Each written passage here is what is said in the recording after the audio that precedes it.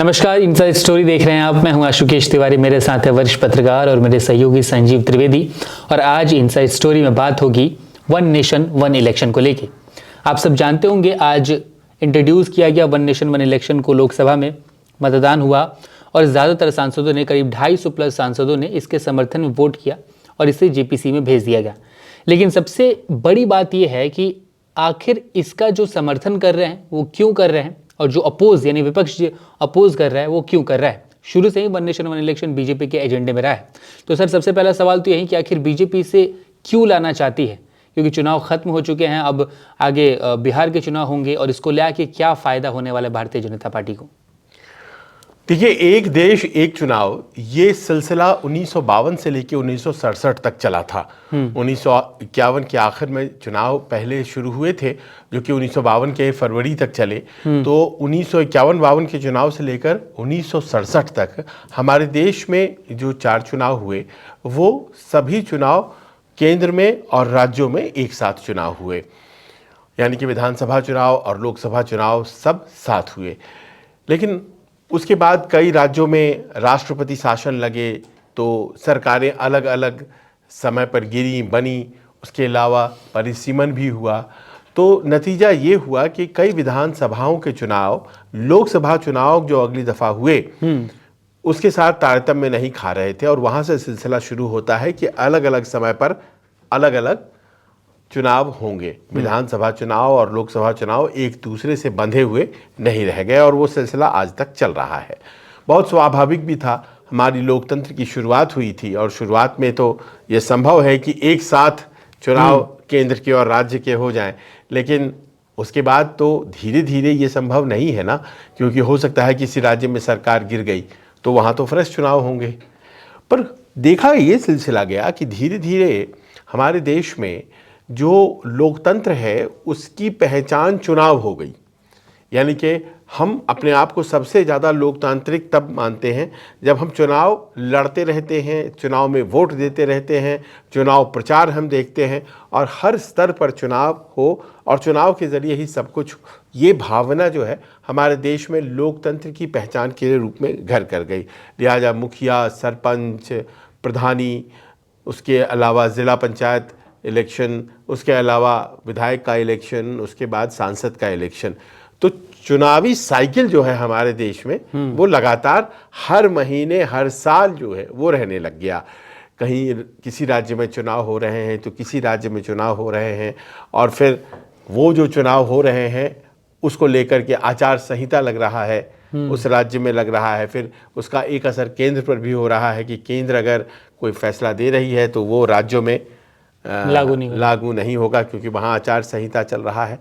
तो ये एक सच्चाई है कि कहीं ना कहीं जो इलेक्शंस लगातार होते हैं तो उससे जो गवर्नेंस है वो प्रभावित होती है।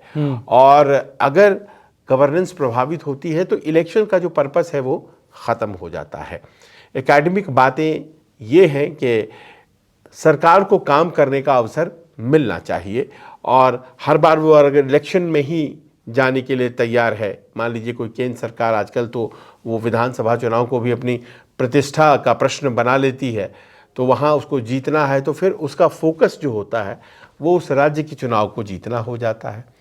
तो ऐसे में 1983 से ये एक विचार चुनाव आयोग के सामने है, और चुनाव आयोग ने इसकी अनुशंसा भी की है कि चुनाव को अगर कोशिश हो कि कुछ लिमिटेड विंडोज़ में किया जाए, या फिर एक नेशन एक चुनाव अगर हो जाए तो इसमें अच्छी बात और क्या हो सकती है इससे।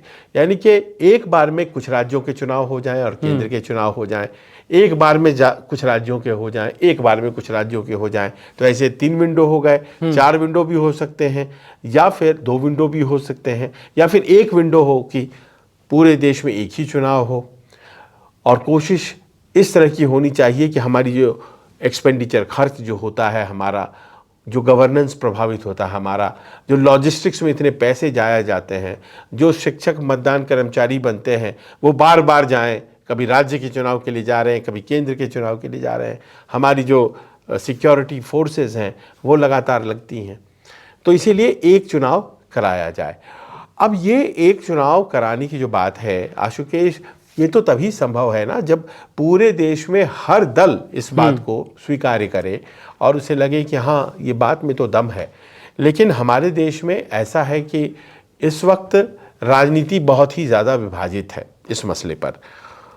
ये लगता है लोगों को कि अगर एक देश एक चुनाव होता है तो ये लोकतंत्र के खिलाफ इसीलिए होगा क्योंकि चुनाव जो समय समय पर होते हैं वो सरकार के ऊपर एक चेक की तरह होते हैं, एक अंकुश रखते हैं कि अगर आप गड़बड़ करेंगे तो हरियाणा हारे हैं तो महाराष्ट्र हार जाएंगे, तो हरियाणा भी जीतने की कोशिश करती है केंद्र सरकार और कोशिश करती है कि महाराष्ट्र में भी हमारी पॉलिसी जैसी हो।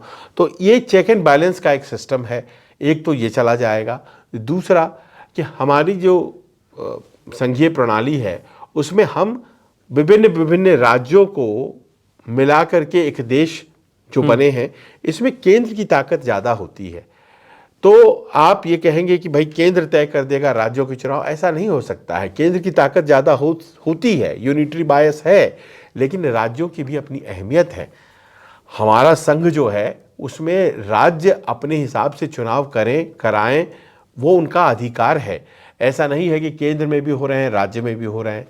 दूसरा ये मुद्दा आ जाता है कि भाई अगर आप केंद्र और राज्य के चुनाव साथ कराने लगेंगे तो राज्य के इश्यूज जो हैं वो उतने प्रभावशाली नहीं रह जाएंगे। केंद्र का इशू जो सबसे ज़्यादा चलेगा, जबकि आप जानते हैं बहुत सा ऐसा वोटिंग पैटर्न है जिसमें कि केंद्र में अलग मुद्दे पर वोट होती है, राज्यों में अलग मुद्दे पर वोट होता है। तो इन सब को देखते हुए ये एक बहुत बड़ा कंटेंशन का विषय बन गया है, विवाद का विषय बन गया है, क्योंकि भले ही भारतीय जनता पार्टी और एनडीए के सहयोगी ये चाहते हो कि एक देश में एक ही बार चुनाव होना चाहिए, लोकसभा के, विधानसभा के, और फिर कल्पना तो ये भी है कि बाद में पंचायत स्तर के भी जो चुनाव हों वो भी एक ही साथ हों, 100 दिन के अंदर हो जाएं, ताकि पॉलिसी लागू करने में केंद्र, राज्य और पंचायत के स्तर पर तारतम्यता हो जाए।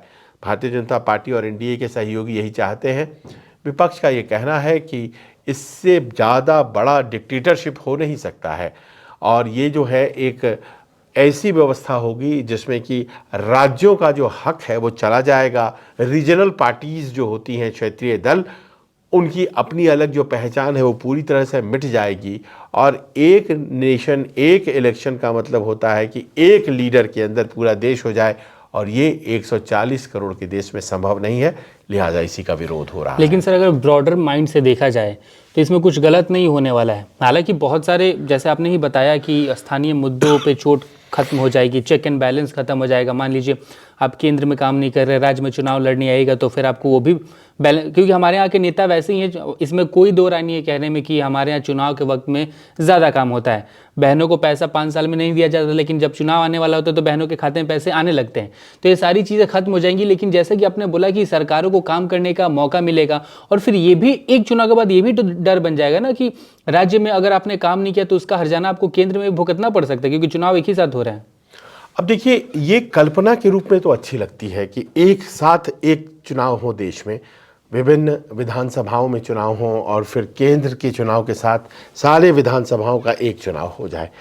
पर इसको लागू करने के प्रश्न पर बहुत ही ज़्यादा दिक्कतें सामने आती हुई दिखाई पड़ती हैं, और इसी पर सवाल विपक्ष उठा रहा है। उनका ये कहना है कि फ़र्ज़ करें आप कि अभी जो बिल पारित हुआ है ये जेपीसी में गया है।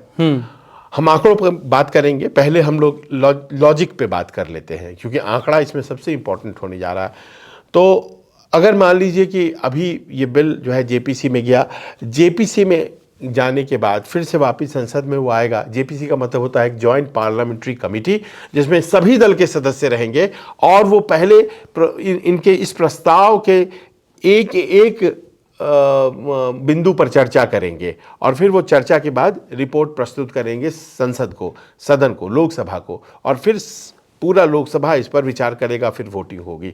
फ़र्ज़ करें कि ये जेपीसी को गया, जेपीसी में 6 महीने में वापस आ गया और ये कानून बन गया। फ़र्ज़ करिए अगर कानून बन गया तो उसके बाद ये है सिस्टम की जो लिखा हुआ है कानून में। आप जानते हैं रामनाथ कोविंद कमेटी जो पूर्व राष्ट्रपति हैं, उन्होंने ही वन नेशन वन इलेक्शन का पूरा प्रारूप तैयार किया है। तो उसमें लिखा हुआ है कि अगले चुनाव यानी कि जो नेक्स्ट इलेक्शन है उसके पहले सेशन में एक डेट नोटिफाई कर दी जाएगी, एक तारीख नोटिफाई कर दिया जाएगा और कहा जाएगा कि इस तारीख के बाद कोई भी जो चुनाव होगा वो इसीलिए होगा ताकि 2034 में, क्योंकि अब तो अगला इलेक्शन 2029 में ही होगा, तो 2029 के इलेक्शन के बाद एक तारीख तय कर देगी सरकार, संसद जिस तारीख के बाद कोई भी राज्य जो होंगे जहां चुनाव ये होने हैं, प्रस्तावित राज्य है, कई विभिन्न राज्यों में चुनाव होते रहते हैं, वो उतने ही दिन के लिए होंगे जितने में कि 2034 ना लगता हो। जैसे मान लीजिए कि 2027 में चुनाव होने हैं उत्तर प्रदेश में, तो अगला चुनाव 2032 में होगा। अब वो 2032 का चुनाव मात्र 2 साल के लिए होगा क्योंकि वन नेशन वन इलेक्शन 2034 में लागू होना है।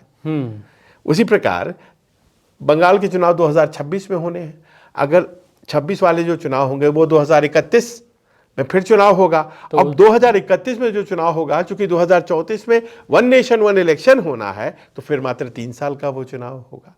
बिहार में इलेक्शन होना है 2025 में, फिर अगला इलेक्शन होगा 2030 में। अब 2030 में जो इलेक्शन होगा वो मात्र 4 साल का इलेक्शन होगा क्योंकि 2034 में वन नेशन वन इलेक्शन होना है।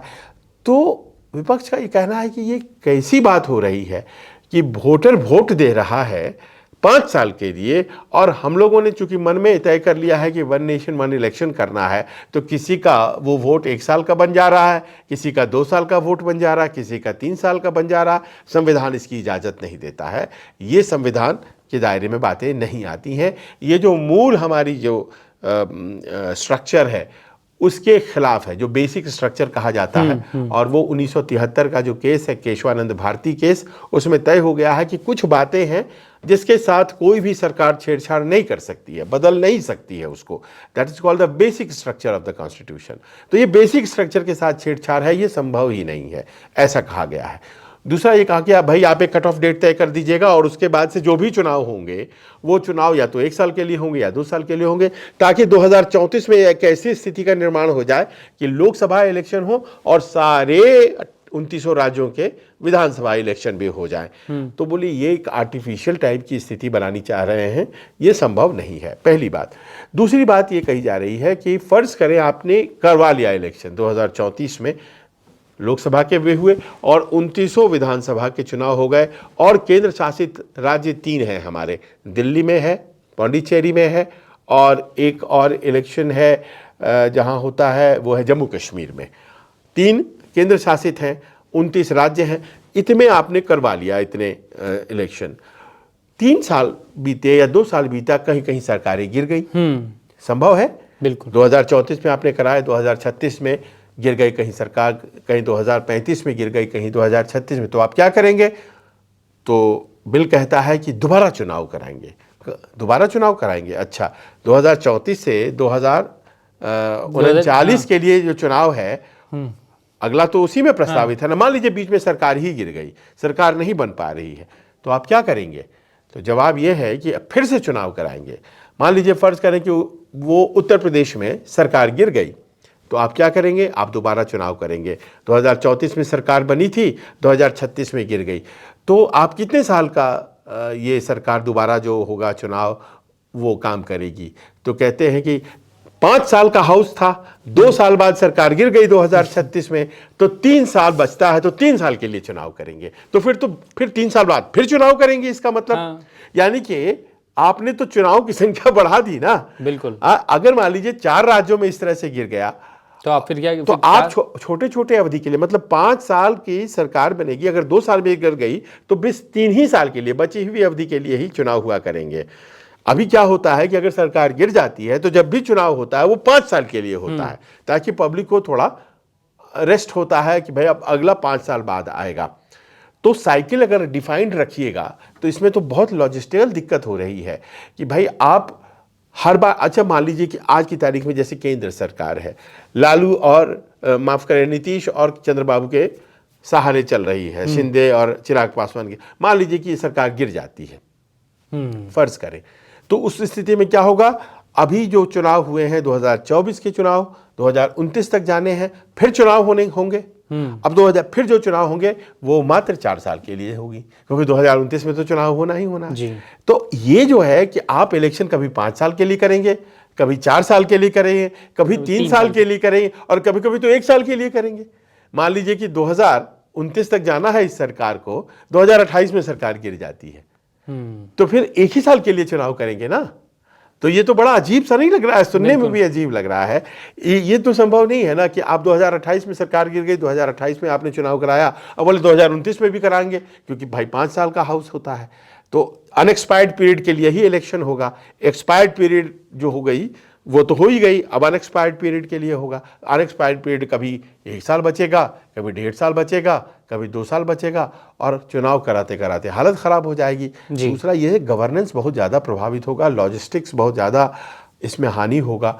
लोगों को ये लगता है कि ये एक ऐसा विचार है जो सुनने में तो अच्छा लग रहा है, पर इसको प्रैक्टिकल भाव से अगर आप देखिए तो ये संभव नहीं है। भारत जैसे राज्य में, यहाँ इतनी बड़ी आबादी है। अब देखिए, एक बार इलेक्शन आप कराना चाहते हैं, आप अभी तो जब चुनाव कराते हैं तो एक बार में 3 फेज में करवाते हैं चुनाव। और स्टेट भी नहीं, महाराष्ट्र का इलेक्शन हरियाणा के साथ होने वाला था, लेकिन उसको आगे कर दिया गया। अब बताइए, 4 राज्यों में चुनाव होने थे, जम्मू कश्मीर में, हरियाणा में, महाराष्ट्र में और झारखंड में, 2-2 करके हो गया। चारों एक साथ करवाते तभी तो समझ में आती ना। इलेक्शन कमीशन चाहता है कि ऐसा हो, लेकिन ये एक आदर्श स्थिति है, ये संभव नहीं है। और जब आप अभी तक एक बार में पूरे देश के लोकसभा चुनाव नहीं होते हैं, महीनों चलते हैं, तो ये कैसे संभव है? कितने ईवीएम हम खरीदेंगे, कितने वीवीपैट, कितने वीवीपैट मशीन, कितना लॉजिस्टिक्स का खर्च बढ़ जाएगा। तो ऐसी बात है कि ये अच्छा लगता है सुनने में कि काम करना सरकार को ज़्यादा आसान लगेगा अगर वो चुनाव से निश्चिंत हो जाए। इसमें हकीकत है, प्राइम मिनिस्टर को जाना पड़ता है प्रचार करने के लिए। प्राइम मिनिस्टर तो प्राइम मिनिस्टर है, मान लीजिए भारतीय जनता पार्टी के सबसे प्रमुख चेहरे हैं, तो चुनाव चाहे मणिपुर में हो, चाहे राजस्थान में हो, चाहे वो तेलंगाना में हो, चाहे वो जम्मू कश्मीर में हो, उत्तर प्रदेश में हो, हर जगह वही व्यक्ति को जाना पड़ेगा, तो वो परेशान हो जाते हैं। तो हो सकता है कि यही एक वजह रही हो जिसमें कि लोगों को ये लगता है। दूसरा, जिन पार्टियों का स्टेक केंद्र में नहीं है, जैसे मान लीजिए डीएमके, अब डीएमके को तमिलनाडु में ही लड़ना है चुनाव, तो उसे लगता है कि हमारा आप दखल दे रहे हैं क्या? हमारे यहाँ 5-5 साल पे ठीक तो चल रहा है, क्या जरूरत है हम आपके साथ क्यों कराएं चुनाव? लोकसभा के साथ हम क्यों कराएं चुनाव? उसी प्रकार जो राज्य की पार्टियां हैं उन्हें इसमें कोई लॉजिक नजर नहीं आता। इस कारण से हम लोगों ने आज देखा कि जो आंकड़ा है सरकार का, वो तो उतना भी नहीं था जितनी सरकार की ताकत है। तो क्या ये जो नंबर्स हैं, उन नंबर्स के भरोसे सरकार, आपको लगता है कि सरकार बस मेजॉरिटी चाहिए कि हाँ मेजॉरिटी हमारे पास आ जाए, हम कैसे भी इसको लोकसभा में पास करा दें? तो क्या ये प्रैक्टिकली पॉसिबल है? क्या ये पास हो सकता है जेपीसी से आने के बाद? नहीं, मुझे नहीं लगता है कि ये पास हो सकता है। देखिए, 400 सरकार अगर लेकर के आती तो फिर भी लोकसभा में पारित हो जाता। लेकिन यहाँ दिक्कत ये है कि यहाँ केवल लोकसभा से काम नहीं चलना है, क्योंकि यहाँ विधानसभा, माफ करें, लोकसभा और राज्यसभा दोनों जगह पारित होना है 2/3 मेजॉरिटी से, क्योंकि ये कॉन्स्टिट्यूशनल अमेंडमेंट है। कॉन्स्टिट्यूशनल अमेंडमेंट को पारित होना होता है 2/3 मेजॉरिटी से दोनों सदनों में। अब देखिए 2/3 कितने का बनता है? लोकसभा में 2/3 बनता है 362, 362 मत चाहिए, 2/3 बनेगा। अभी कितना है केंद्र सरकार के पास? 293, 293 है, पूरा एनडीए मिला लीजिए। और आज 269 के आसपास, और 293 में भी टोटल नहीं आया, आज 269 ही आया। 269 आया है। हाँ, और 269 आए, यानी कि वो 24 सांसद कहाँ गए और जिनको होना चाहिए था? और वो कौन पार्टी के से? सुनने में आया है कि 20 सांसद तो उसमें भारतीय जनता पार्टी के ही थे, और उनको नोटिस जाएगा। पर फर्ज करें अगर सारे के सारे 293 आ भी जाते, तो आज तो मान लीजिए कि केवल इंट्रोडक्शन पर वोटिंग होनी थी। 2 स्टेजेस होते हैं, एक पासिंग के वक्त और एक इंट्रोडक्शन के वक्त। तो जब बिल को आप इंट्रोड्यूस करते हैं हाउस में, उस वक्त भी वोटिंग होती है। कोई भी कानून अगर बनाना हो आपको, तो पहले आप उसको कैबिनेट से पारित कराते हैं, सरकारें पारित कराती हैं, और फिर उसको जब इंट्रोड्यूस करती हैं तो उसके ऊपर वोटिंग होता है कि ये आने लायक है या नहीं है सदन में, और बहुमत तय करता है कि आने लायक है सदन में। तो जब उसकी सिंपल मेजॉरिटी होती है, मतलब उसमें आपको बस विपक्ष से ज़्यादा वोट होना चाहिए। तो आज वोटिंग हुई। अब वोटिंग आज जो हुई तो उसमें देखा आपने 293 जो है वो भी नहीं थे, 269 ही थे। अगर फर्ज करें 293 आ भी जाते, लेकिन जिस दिन फाइनल इसको पासिंग के लिए वोट होगी उस दिन तो 364 की जरूरत है जी, तो बहुत दूर है मतलब। तो 71 सांसद कहां से आएंगे? 71 एमपी अगर तब जब तक कि विपक्ष के सांसद ना वोट करने लग जाए सत्ता पक्ष के इस बिल को, तभी तो आएंगे ना। तो ये तो पॉसिबल नहीं है। 269 इनको आए, 198 विपक्ष को आ गए, वो भी तैयार हैं। अच्छा, अब राज्यसभा में आइए। राज्यसभा में कुल जो स्ट्रेंथ है राज्यसभा की, उसके अनुसार 164 दो तिहाई के लिए चाहिए। 2 तिहाई के लिए चाहिए 164, जैसे उसमें चाहिए 362, 543 में 362 चाहिए लोकसभा में, 164, यहाँ राज्यसभा में 250 में हाँ, 164 चाहिए। इनके पास है 112। अब 112 और 164 का जो ये फासला है ना, वो कहाँ ये से? कैसे पूरा होगा? आपको 52 और एमपीज का कैसे समर्थन मिलेगा?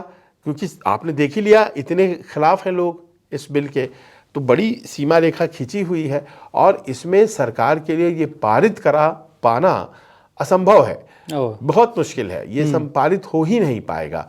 और जब तक कि कोई बहुत बड़ा ब्रेक करा लिया कि नहीं भाई पूरा का पूरा 5-7 पार्टियां ही टूट करके इधर आ गई, तब भी संभव नहीं हो पाएगा। हाँ, बहुत। अब 60 के आसपास तो लोकसभा में आपको नंबर्स चाहिए, 60 सांसद आप कहाँ से लेके? ये कहाँ से? इसमें यही हो सकता था आशुकेश के एक आपस में एका बनता और पक्ष प्रतिपक्ष सारे बैठते, एक जनमत बहुमत तैयार होता कि लोग भी चाहते हैं, हम भी चाहते हैं और विपक्ष में भी कई बड़े बड़े लोग चाहते हैं, तो कर लिया जाए इसको। 1 नेशन 1 इलेक्शन, एक राष्ट्र एक चुनाव। लेकिन एक राष्ट्र एक चुनाव जैसे ही बोलते हैं, वो विपक्ष वाले समझते हैं कि ये बेसिकली 1-1 वाला जो है ना, 1 nation 1 election, 1 nation 1 ration card, हाँ, वो उनको लगता है कि बस एक नेता बनाना है। अल्टीमेटली 1 नेशन 1 लीडर बना देंगे ये मोदी जी को, और इसी कारण से ऐसा कर रहे हैं। तो वो राजनीतिक रूप से इसका विरोध करने लग जाते हैं और वो देखते भी नहीं है कि दरअसल इसमें बेनिफिट्स क्या है। बेनिफिट्स है, नो डाउट अबाउट दैट। जैसे कि जो बेनिफिट कहा जाता है कि जब भी चुनाव होंगे तो आप पाएंगे कि लॉन्ग टर्म पॉलिसीज कोई लागू नहीं कर पा रहा है, क्योंकि तुरंत चुनाव होने हैं। शॉर्ट टर्म पॉलिसीज आ जाती हैं। इस राज्य को भी पैसा देना है, लाडली बहना, इस राज्य को भी लाडो बहना, इस राज्य को मैया सम्मान योजना, उस राज्य को माय बहन योजना, उधर लाड़की बहन योजना। तो मतलब आपको ऐसा लगेगा जैसे कि चुनाव जीतने के लिए पॉलिसीज बनाई जा रही है, कोई लॉन्ग टर्म पॉलिसी नहीं बन रही होती है। दूसरा हो जाता है कि शिक्षक जो हैं वो कभी यहाँ चुनाव करा रहे हैं, फिर वो चुनाव में जा रहे हैं पंचायत वाले, फिर वो ये पंचायत वाला जी अब जिला परिषद वाले चुनाव में चलो जी, उसके बाद फिर लोकसभा का चुनाव आ गया, अब उसकी तैयारी करो। तो शिक्षक ही कराते हैं चुनाव, तो वो दिक्कतें होती हैं, खर्च बहुत ज़्यादा होता है। पर असली बात ये है कि जितने दल हैं हमारे यहाँ, उन सब दलों में ये पाया जा रहा है कि आज की तारीख में प्रादेशिक दल ज़्यादा मजबूत हो रहे हैं। केंद्र में कांग्रेस और कुछ पार्टियां हैं जो कि राष्ट्रीय पार्टियां हैं, इनसे ज़्यादा मजबूत हैं प्रादेशिक दल, और प्रादेशिक दल इस बिल के पक्ष में नहीं हैं। जो एनडीए के साथ है उनकी बात नहीं कर रहा हूँ, जो एनडीए के साथ नहीं है उनको ये लगता है कि ये सही नहीं है। और ऐसे में मुझे नहीं लगता है कि आंकड़े आज की तारीख में सरकार के पास हैं जो इसको पारित करा दे। कोई चमत्कार हो जाता है। जेपीसी के पास जाने का मतलब आप जानते हैं आशुकेश, ये ठंडे बस्ते में चला गया है ना, कोल्ड स्टोरेज में चला गया। तो कोल्ड स्टोरेज में चला गया है। अब मान लीजिए कि आंकड़े आ जाते हैं सरकार के पास, फर्ज करें 1%, तो पता चला कि वो जेपीसी में अटका हुआ है। हाँ, नहीं, वो आ जाएगा, तुरंत आ जाएगा। अच्छा। और वो आ जाएगा और वोटिंग होना शुरू हो जाएगी। लेकिन पहले आंकड़े तो आए। तो ये बड़ी दूर की कौरी है, बहस और चर्चा के लिए सही है, और तब सही है अगर मान लीजिए 400 सीटें रहती, 400 पार वाला नारा, 400 पार वाला नारा मोदी जी का सफल हो गया होता है। लेकिन वो भी नहीं हुआ है। और कई राज्यों में लगा, जैसे झारखंड भी जीत लेते, जैसे जम्मू कश्मीर भी जीत लेते, और भी आने वाले दिनों में जितने राज्य सब जीत लेते, तभी तो राज्यसभा में भी वो आंकड़ा बढ़ता। तो न राज्यसभा में है न लोकसभा में है रिक्वायर्ड आंकड़ा, तो कैसे बिल पास होगा? मतलब आप सुबह से 1 नेशन 1 इलेक्शन की खबरें सुन रहे हैं, पढ़ रहे हैं, लेकिन मुझे नहीं लगता कि ऐसा विश्लेषण और इसके बारे में जानना कि क्यों ज़रूरी है, क्या इसकी अहमियत है, ज़रूरी नहीं है तो क्यों नहीं है, और क्या ये सच में पास होगा कि नहीं होगा, कि सुबह से एकदम माहौल बनाया गया है कि अरे वन नेशन वन इलेक्शन आ गया, अब तो एक चुनाव होगा। आपने समझा कि पारित होगा तो कैसे होगा, कितने नंबर्स चाहिए। इसीलिए बोलता हूँ इनसाइड स्टोरी देखा कीजिए। वीडियो कैसे लगी हमें कमेंट बॉक्स में ज़रूर बताइए। वीडियो को ज़्यादा से ज़्यादा शेयर कीजिए और वीडियो देखने के लिए आपका बहुत बहुत धन्यवाद।